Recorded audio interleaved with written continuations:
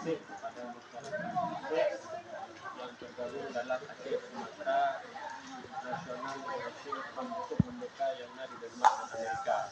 Alhamdulillah, ini merupakan bentuk sponsor yang sangat mengucapkan dari bangsa Tanjung Mandung yang di luar beberapa pejuang yang akan memperjuangkan Aceh dalam maka juga insyaAllah akan mengingat maulud Mauladi junjungan kami Nabi Muhammad SAW.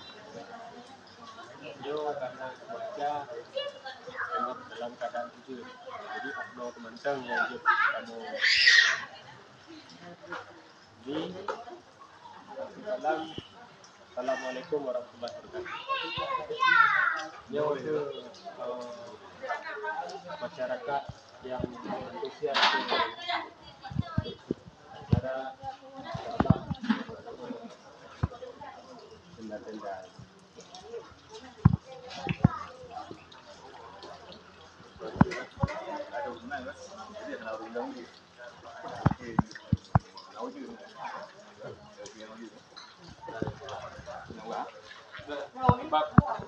Assalamualaikum warahmatullahi wabarakatuh.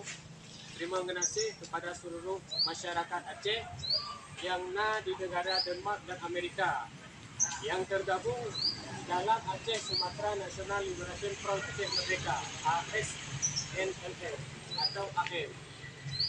Dia sebagai bentuk sponsor bagi kamu di sini yang tengah mempegat pura pengingat maulud pura lahir junjungan kitanya Nabi Muhammad SAW. Dan kamu harap mungkin akan terlaksanakan pula acara yang lainnya rupa. Dan kamu mengharap bukan hanya sekedar dukungan yang lainnya rupa, juga doa dari masyarakat Aceh yang memandum yang di luar, khususan Denmark dan Amerika. Oleh karenanya pula, kamu di sini pun akhir mubalah bentuk sponsornya. Maka walaupun kamu di sini urung-urang mandum di sini, tetapi tetap doa kamu kepada urung-urang pemandum berselamat, karena kami perjuangkan sama-sama tentu perjuangkan martabat dan harkat bangsa Tanjung Aceh di mata dunia.